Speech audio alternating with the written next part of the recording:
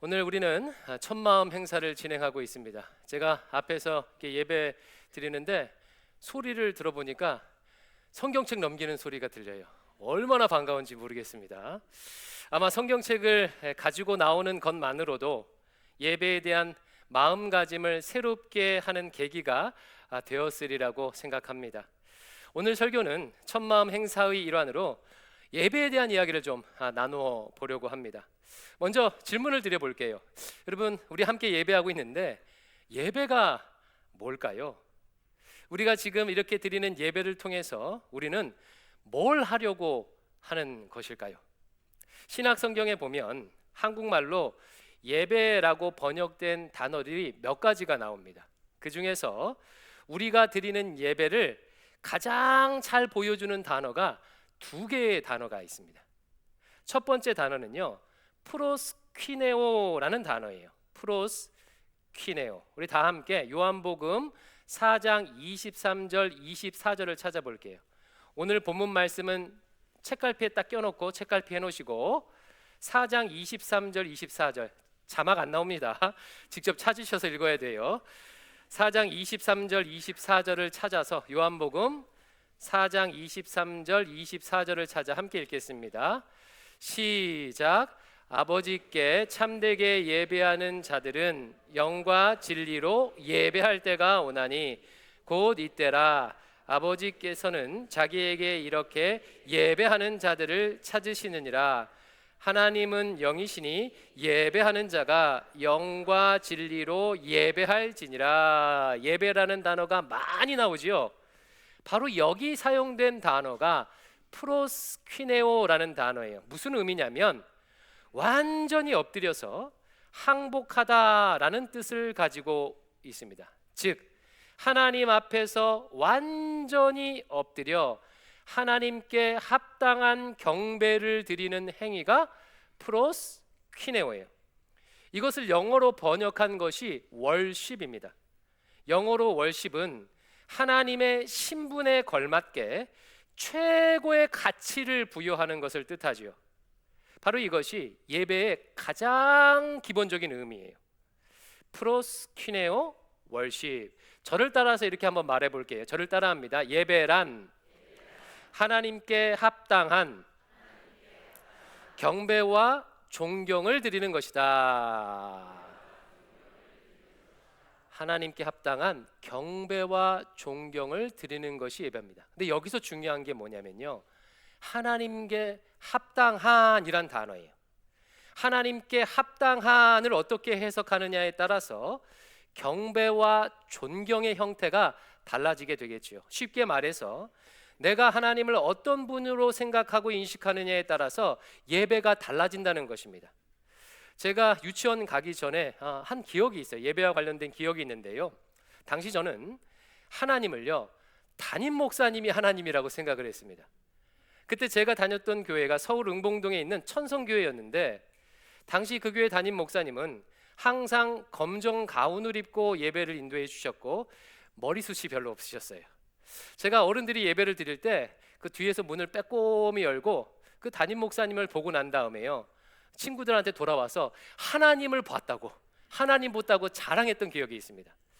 그때 저는요 하나님을 찬양할 때 검정 가운을 입고 머리숱이 없는 중년 남성을 떠올리면서 하나님을 찬양했던 것입니다. 만약 어떤 분이 하나님을 유교의 조상신 정도로 생각한다면 그분은 예배에 대해서 제사상 차리는 정도의 의미를 부여하게 될 것입니다. 구약의 이스라엘 백성들은요 하나님을 그분 앞에는 그 누구도 설 수 없는 아주 두렵고 높으신 분이라고 생각을 했었습니다. 당시는 왕이 있던 시기 아니었습니까? 왕 앞에는요 함부로 나갈 수도 없고 왕의 얼굴을요 똑바로 쳐다볼 수도 없었어요. 만약 그렇게 했다가는 바로 사형입니다. 사형.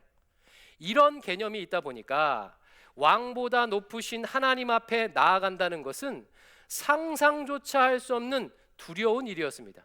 그래서 모세가 시내산에 올라가서 율법을 받을 때 백성들이 두려워서, 하나님을 대면하기가 두려워서 그 시내산 위로 올라가지 못했던 것입니다. 또 이사야가 하나님 앞에 섰을 때 아이고 큰일 났다, 나는 이제 죽게 되었다 라고 고백했던 이유도 바로 하나님에 대한 이런 생각들 때문이에요. 이처럼 하나님을 어떻게 인식하고 생각하느냐가 예배에 임하는 자세, 예배의 수준, 예배의 방식을 좌지우지합니다. 이런 차원에서 여러분에게 한번 물어보겠습니다. 여러분께 하나님은 어떤 분이십니까? 하나님께 합당한 이란 문장을 어떻게 해석하고 적용하십니까? 오늘 첫마음 주일을 맞이해서 한번 성찰해 보시길 바라요. 이 프로스퀴네오라는 개념은요, 모든 예배에 다 적용되는 거예요. 개인이 삶에서 혼자 예배를 드리든 공동체가 함께 모여서 예배 드리든 모든 예배가 지향해야 할 방향이 바로 이 프로스퀴네오입니다. 그러므로 내 삶이 예배가 되어야 한다라고 하는 말은 내 삶을 통해서 하나님께 합당한 경배와 존경을 올려드려야 한다는 의미가 되겠죠. 주일 예배를 잘 드려야 한다는 것은 주일 예배를 통해 하나님께 합당한 경배와 존경을 올려드려야 한다라는 뜻일 것입니다. 프로스키네오는요, 예배의 목적을 뜻하는 단어예요. 반면에 우리가 지금 이처럼 공식적으로 함께 모여 드리는 예배를 뜻하는 용어가 또 따로 있습니다. 이것이 이제 두 번째 단어인데요, 레이투르기아라는 단어예요. 레이투르기아. 이 단어는 직역하면 공동체가 함께 행하는 봉사라는 뜻을 가지고 있어요. 근데 여러분, 공동체가 함께 모여서 예배를 드리려면 뭐가 필요할까요? 그냥 자기 마음대로 막 각자가 드리면 안 되겠죠. 어떤 합의한 특별한 형식이 필요할 거예요. 같이 함께 공동적으로 하기로 한 형식이 필요할 겁니다. 그래서 레이투르기아는요, 형식이 있는 예배다라고 해서 예전이라고 또 다른 말로도 표현하고 영어로 하면 리터지입니다. 리터지. 우리가 공동체로 함께 모여 어떤 형식을 갖추어 드리는 모든 예배들이 바로 레이투르기아, 예전 리터지인 거예요. 우리는 매주 주일 이렇게 함께 모여서 특별한 레이투르기아를 행함으로 프로스퀴네오를 지금 실현하고 있는 것입니다. 자, 그럼 한 걸음 더 나아가서요, 공동체가 함께 모여서 드리는 이 레이투르기아, 즉 예전에 초점을 맞춰서 이야기를 나눠볼게요. 여러분, 공동체가 함께 드리는 예전은 교회들마다 다 방식과 형식이 똑같을까요? 다를까요? 다 달라요. 교파, 교단, 시대, 문화마다 예배 형식이 다 달랐어요. 예를 들어 중세 카톨릭 예배의 경우는요, 한동안 예배 시에 이 종을 쳤대요. 땡땡. 왜 종을 쳤냐면 그때 당시 예배는요, 모든 그 언어가 라틴어로 진행했습니다. 그러니까 대표 기도자가 대표 기도를 하면요, 무슨 말인지 못 알아듣는 거예요. 기도가 언제 끝나는지 모르는 겁니다. 그러니까 기도가 끝났음을 알리는 종을 땡땡 이렇게 쳤다고 합니다. 또한 로마 카톨릭의 역사를 보면 수백 년 동안 예배 중 하는 찬양은요, 모든 회중이 함께 부르는 게 아니라 오직 엄선된 찬양대만 찬송을 할 수가 있었다고 합니다. 이렇게 시대마다 또 교파마다 다른 거예요. 그러면 한국 개신교의 예배 예전은 지금 우리가 드리는 예배 형식은요, 어떻게 만들어진 걸까요? 한국 교회는 미국 장로교 선교사님들이 이 교회를 세웠기 때문에 19세기, 20세기 미국 장로교회의 예배 형식을 그대로 이어받았습니다. 당시 미국은요, 이 도시들이 급성장했어요. 그래서 수많은 사람들이 도시에 몰렸고, 따라서 도시 교회들이 아주 급격하게 성장했습니다. 사람들이 많이 왔어요. 이러다 보니까 예배의 형식을 복잡하게 가져갈 수가 없어서 간소화를 시켰어요. 예를 들어 그 이전까지는 미국 개신교회들은요, 매 예배 드릴 때마다 성찬 예식을 했었습니다. 또 항상 예배 드릴 때마다 시편 찬송가를 불렀어요. 그리고 성경 봉독도요, 한 구절만 읽는 게 아니라 세 군데를 읽었습니다. 구약 성경에서 한 구절, 복음서에서 한 구절, 그날 목사님이 설교할 본문 한 구절, 이렇게 세 군데를 읽었어요. 근데 사람들이 교회에 많이 몰려들고 또 예배가 끝나면 바로 일하러 가야 하는 도시 노동자들이 많다 보니까 이 예배를 좀 간소화시켰어요. 매 주일 성찬 예식을 하는 대신에 특별한 주일에 몇 번만 하도록 횟수를 줄였고, 또 시편 찬양을 매번 부르는 대신에 그것을 축약한 성시 교독, 우리 교독문화죠. 이 성시 교독하는 것으로 대치했습니다. 성경 봉독도 그날 설교 본문만 읽은 것으로 간소화했습니다. 이 축약된 방식이 미국 장로교 선교사님을 통해서 한국 교회에 전해졌고, 지금 우리가 드리는 예배의 기본 형식이 된 거예요. 이렇게 들어온 예전의 형식이 일제 시대를 통과하면서 작은 변화가 생겼습니다. 사진 한번 띄워주세요. 이게 주보 사진인데요. 왼쪽은 1935년에 평양 장대현 교회 주보에 나와 있는 예배 순서입니다. 오른쪽은요, 1950년 6월 25일 서울 영락교회 주보에 나와 있는 예배 순서예요. 여러분, 제일 처음 동그라미로 표시해 놓은 거 보이시죠? 어떤 차이가 있죠? 왼쪽은 35년도에는요 뭘로 시작합니까? 주악으로 시작해요. 주악. 근데 오른쪽 1번은 뭐죠? 묵도죠. 묵도. 1935년에 없던 묵도 순서가 1950년대에는 생긴 거예요. 이제 내려주셔도 좋아요. 이 묵도 순서는요, 한국 개신교에만 있는 아주 독특한 예배 순서예요. 왜 묵도라는 순서가 예배에 들어왔을까요? 그 이유는요, 신사 참배 때문입니다.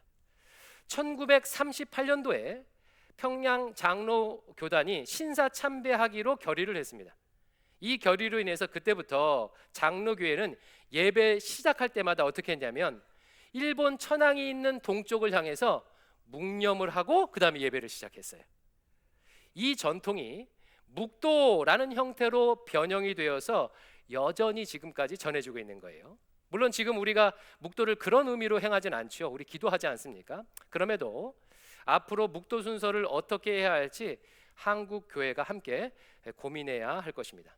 중요한 것은요, 이처럼 예배 형태가 문화에 따라, 교파, 교단에 따라 시기마다 다르다는 걸 아는 거예요. 그러므로 우리의 예배 형태만이 정답이 아니라는 것을 기억해야 하고요, 어떤 특정한 예배 형태만을 고집할 것이 아니라 왜 이런 방식으로 우리가 예배하는지를 알고 할 수 있는 한 그 예배 형식 안에서 합당한 예배를 드리도록 노력을 해야 되겠지요. 그러면 우리가 지금 하고 있는 예배 형식을 통해서 어떻게 합당한 예배를 드릴 수 있는지를 살펴보겠습니다. 먼저 우리가 드리는 예배 형식의 성경적 근거를 좀 볼게요. 장로교 예배 형식의 기초가 되는 성경 말씀이 바로 오늘 본문 사도행전 2장 말씀이에요. 사도행전 2장 피세요. 자, 사도행전 2장은 초대교회 성도들이 공동체로 함께 모여서 제일 처음 했던 일들을 기록하고 있습니다. 바로 이 초대교회 성도들이 제일 처음 함께 모여서 했던 일들이 우리 예배 형식의 근거가 되는 거예요.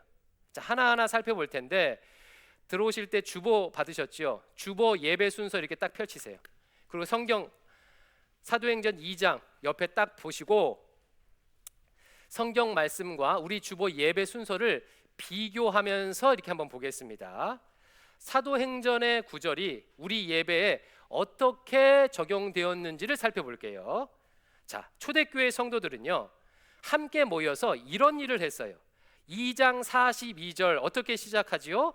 그들이 사도의 가르침을 받아. 이 부분은 지금 우리 예배 순서에 어디에 해당할까요? 사도의 가르침, 즉 말씀을 받았다는 것이지요. 우리 주보, 우리 예배 어느 순서에 해당할까요?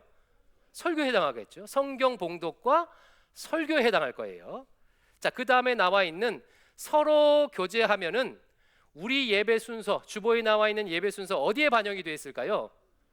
예, 성도의 교제. 이거 쉽지요. 봉헌기도 나와 있는 성도 교제. 그 다음에 있는 떡을 떼면은 무슨 순서일까요? 이게 성찬이에요. 성찬. 그 다음에 있는 오로지 기도하기를 힘쓰니라. 이 부분은요, 기도 순서에 해당하겠죠. 여러분 어렵지 않지요? 그러면 다음 45절을 펼쳐서 같이 한번 읽어볼게요. 45절. 45절을 읽습니다.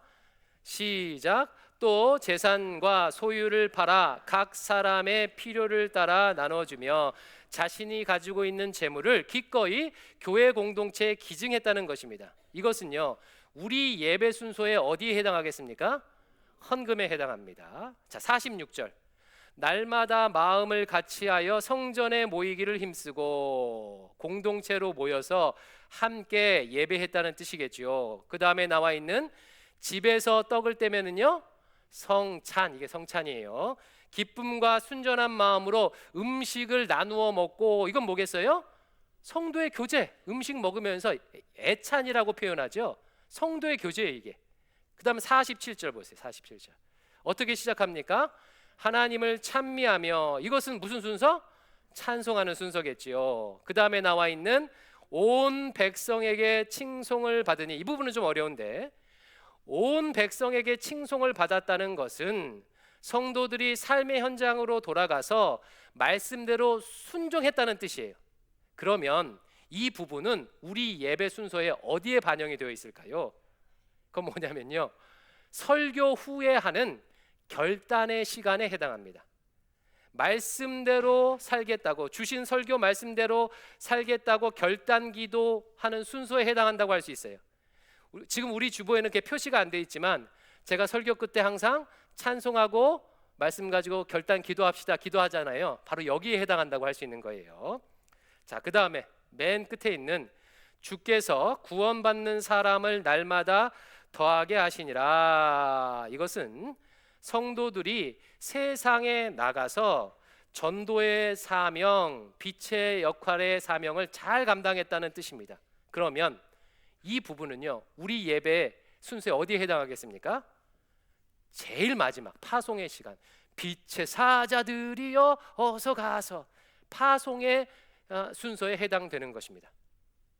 여러분, 이렇게 보니까 우리 예배 순서 하나하나가 아하, 이런 의미가 있구나, 여기에서 기원되었구나, 반영이 되었구나 라는 것을 여러분 아시겠지요? 그냥 예배 형식을 정한 게 아니라 초대교회의 본을 따라서 예배 형식을 정한 것입니다. 그러므로 이제 앞으로 누군가가 여러분에게 너희 교회는 왜 그런 형태로 예배를 드리냐라고 물어보면 뭐라고 대답하시면 되겠어요?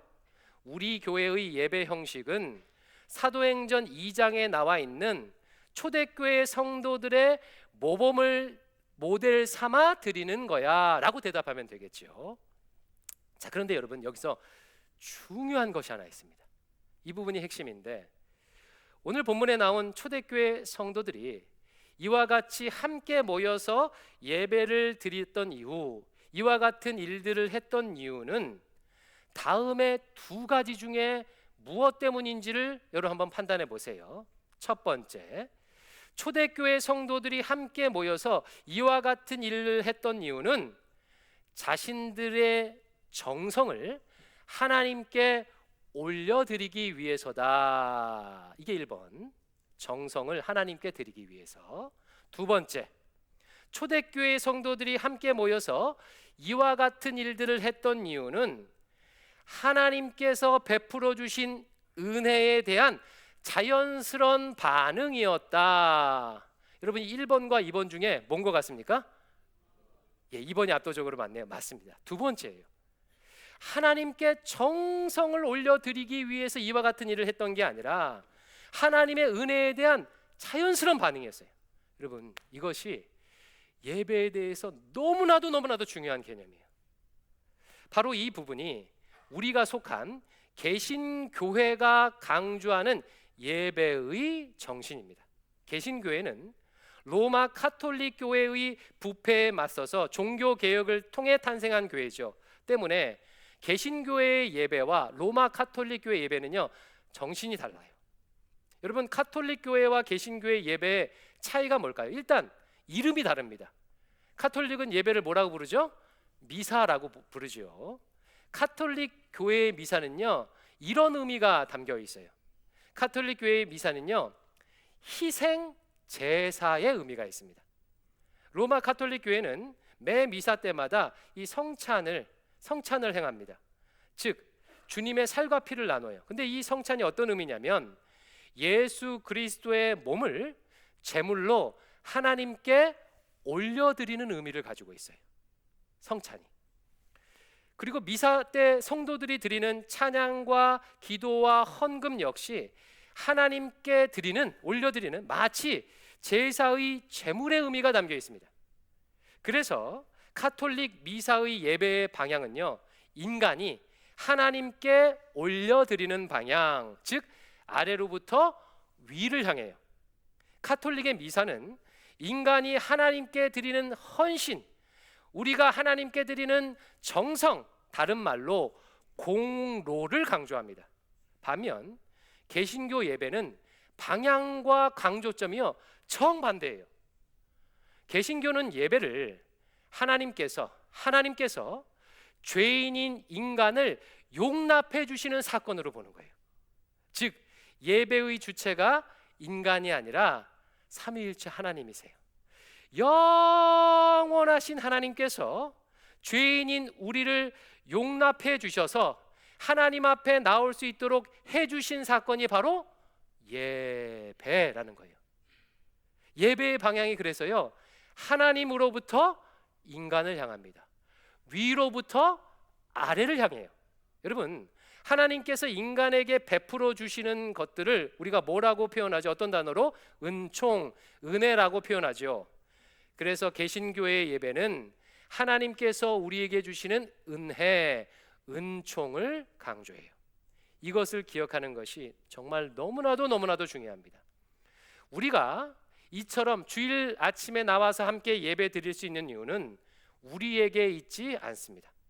우리가 하나님께 제물을 많이 가지고 나왔기 때문에, 우리가 하나님 앞에 아름다운 찬양을 준비했기 때문에 그 예배가 합당한 예배가 되는 게 아니라는 거예요. 예배는요, 우리로부터 시작하지 않습니다. 예배는 하나님께서 죄인인 우리를 하나님 앞에 나올 수 있도록 용납해 주셨기 때문에 가능한 거예요. 여러분, 왜 하나님은 죄 많은 우리가 하나님 앞에 나오는 것을 용납하셨지요?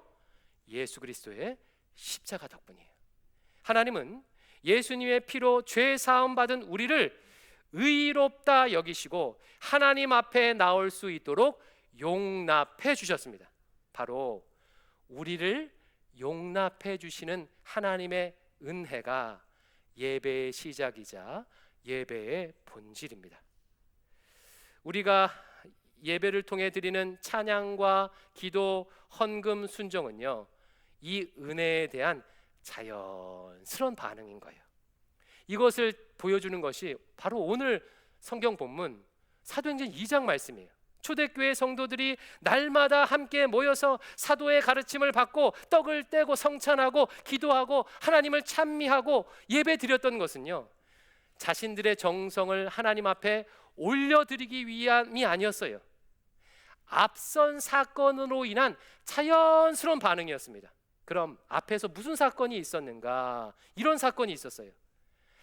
마가의 다락방에서 성령을 받은 베드로가 예루살렘 성전에서 담대히 설교를 했습니다. 그랬더니요, 그럼 무려 3,000명의 사람들이 그 설교를 듣고 회심하고 세례를 받는 사건이 일어난 거예요. 2장 41절을 같이 읽어볼게요. 2장 41절 시작. 그 말을 받은 사람들은 세례를 받음에 이날에 신도의 수가 3,000이나 더하더라. 엄청난 구원의 은혜가 위로부터 아래로 하나님께로부터 3,000명의 사람들에게 임하게 되자 구원받는 사람들이요, 그 은혜에 대한 자연스러운 반응으로 함께 모여서 사도들의 가르침을 듣고 찬양하고 기도하고 서로 떡을 떼며 교제했던 것입니다. 바로 이것이 예배입니다. 하나님께서 은혜를 먼저 베풀어 주시고 그 은혜에 우리가 반응하는 것. 저를 따라서 말해 보겠습니다. 예배란 하나님께서 은혜를 베풀어 주시고 그 은혜에 반응하는 것이다. 그러므로 사랑하는 성도 여러분, 예배는 결코 우리에게 무거운 짐이 아닙니다. 만약 우리의 공로로, 우리의 열심으로 하나님께 합당한 경배와 존경을 표해야 한다면 여러분, 그 일은 얼마나 힘들고 어려운 일이 되겠습니까? 도대체 어느 정도 수준으로 찬양을 준비해야 하나님께 합당한 찬양이 되겠습니까? 어느 정도로 헌금을 해야, 어느 정도로 열심히 기도를 해야 하나님께 합당한 경배와 존경을 표현하는 것이 되겠습니까? 해도 부족함이 없을 거예요. 그런데 하나님께서 예배에 대해 이렇게 말씀하시는 거예요. 사랑하는 딸아, 아들아, 예배를 통해서 먼저 내가 주는 은혜를 맛보아라. 내가 너희를 위해 행한 십자가의 사랑을 마음껏 누려라. 마치 어린아이가 엄마 품에 있을 때 가장 편안한 것처럼 내 품에 나올 때마다 이 안식과 평안을 누려라. 내가 너에게 주는 죄 사함의 은총을 받아라. 내가 주는 은혜의 말씀을 듣고 용기를 내어라. 그것이 나를 합당하게 경배하고 합당하게 존경하는 예배란다. 사랑하는 성도 여러분, 우리의 예배의 본질은 하나님께서 주시는 은혜입니다. 이 은혜를 누릴 때 그 반응으로 진정한 찬양과 감사와 회개와 간구와 헌금과 순종이 나오는 것입니다. 그러므로 예배를 드릴 때 하나님께 무엇인가를 드리기 위해 애쓰기 이전에 먼저 위로부터 내려오는 충만한 은혜를 누리시길 바랍니다. 만약 이런 마음으로 예배에 임한다면요, 예배당에 들어오는 순간부터 마음이 달라지지 않겠습니까? 하나님, 나 같은 죄인이 이렇게 하나님 앞에 나와 예배 드릴 수 있도록 용납해 주심 감사합니다. 일주일 동안 삶의 무게에 지치고 힘들었는데 나의 무거운 짐을 주님 앞에 내려놓을 수 있도록 은혜 주신 것 감사합니다. 이런 마음으로 예배당에 들어설 거예요. 뿐만 아니라 예배 중 기도할 때도 이렇게 은혜를 베풀어 주신 하나님 앞에서 내 욕심만 추구했던, 지난 한 주간 내 욕심만 추구했던 모습이 부끄러워 저절로 회개 기도가 나올 겁니다. 또한 예수님의 보혈을 의지하여 다시 한번 죄 사함의 은총을 누릴 거예요. 주님께서 목사님을 통해 주시는 말씀은 나를 옹감에는 무거운 규칙과 규범이 아니라 내 삶을 의의 길로 인도하시는 하나님의 은혜가 될 것입니다. 그리고 이 은혜를 받게 되면요, 지난 한 주간 인생의 밑바닥까지 내려갔을지라도 다시 일어날 힘을 얻을 것입니다. 사탄 마귀에게 지난 한 주간 주워 터졌을지라도 다시 싸울 수 있는 용기를 얻을 거예요. 때문에 찬양에 힘이 생기고 찬송에 눈물이 날 것입니다. 또한 예배당을 떠나서 삶의 현장으로 돌아가서는 내게 주어진 인생의 몫을 주님과 함께, 은혜 주시는 주님과 함께 동행하며 든든하게 감당하게 될 것입니다. 사랑하는 성도 여러분, 바로 이것이 예배입니다. 레이 투르기아를 통해 실현하는 프로스키네오예요. 이것이 바로 우리가 예수님을 처음 믿고 첫 예배를 드렸을 때 가졌던 첫 마음입니다. 우리 모두 예배에 대한 이 첫 마음을 회복할 수 있기를 축원합니다. 공동체 예배를 드릴 때마다 위로부터 임하는 한량없는 은혜를 누리면서 그 은혜에 합당하게 반응할 수 있기를 주의 이름으로 축원합니다. 우리 이 마음을 담아서 함께 찬양하겠습니다. 나는 예배자라는 찬양과 완전하신 나의 주라는 찬양인데요, 나는 예배자라는 찬양은 우리 주일학교 아이들이요, 예배 드릴 때마다 자주 부르는 찬양이에요. 어떤 고백을 담고 있냐면, 은혜 주시는 하나님께 예배자가 되어 나아가겠습니다 라는 고백입니다. 그리고 완전하신 나의 주는 후렴만 할 거거든요. 예배합니다, 그 하나님께 찬양합니다, 온전히 반응하겠습니다, 이런 마음으로 찬양하고요, 제가 찬양 끝에 양손을 하나님께 향하겠습니다 라고 하면 이렇게 향하고 끝부분을 불러주시면 되겠습니다. 우리 함께 찬양하겠습니다.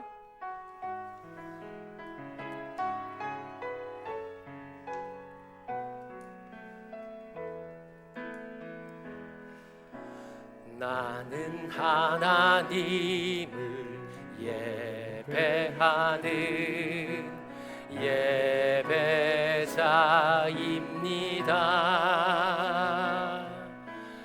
내가 내가 서 있는 곳 어디서나 하나님을 예배합니다.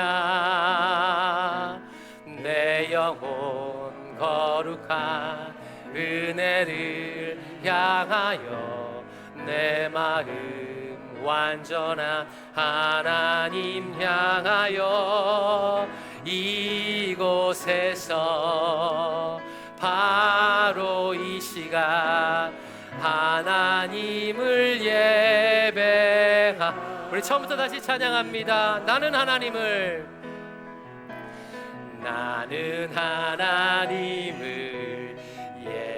예배하리. 예배자입니다.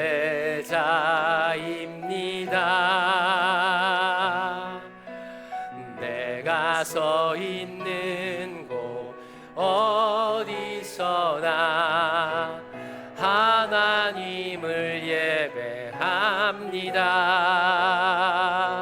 내 영혼 거룩한 은혜를 향하여 내 마음 완전한 하나님 향하여 이곳에서 바로 이 시간 하나님을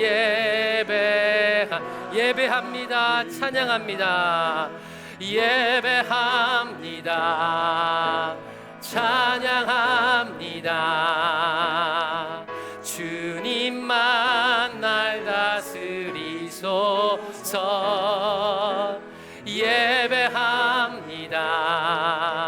찬양합니다. 주님 홀로 우리 두 손을 하나님께 들고 찬양합니다. 예배합니다. 예배합니다. 찬양합니다.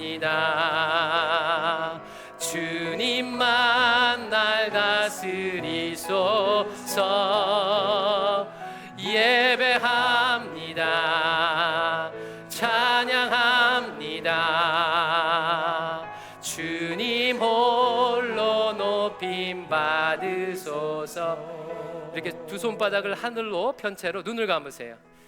오늘 우리가 두 손바닥을 하늘로 펼치는 것은요, 이런 의미가 있습니다. 하나님, 예배를 통해서 주시는 은혜를 받겠습니다. 하나님이 주시는 은혜를 받겠습니다. 이런 의미를 담고 있습니다. 우리 함께 기도하겠습니다. 하나님, 우리가 매주 모일 때마다, 예배로 모일 때마다 하나님이 주시는 한량없는 은혜를 마음껏 누리게 하여 주시옵소서. 예배 드릴 때 질병이 치유받고 사단마귀가 떠나가며 억눌린 자가 자유케 되고 낙담한 자가 용기를 얻는 일들이, 힘을 얻는 일들이, 하나님의 은혜를 얻는 일들이 우리 가운데 일어나게 해 주시옵소서. 영예부터 작년부 예배에 이르기까지 풍성한 은혜가 있도록 인도해 주시고 그 은혜에 합당하게 반응하는 저희들이 되게 해 주시옵소서. 우리 대강교회 예배의 부흥을 위해서 한 목소리로 기도하겠습니다. 아버지 하나님, 아버지 하나님, 예배를 주님께 구하며 기도하며 갑니다.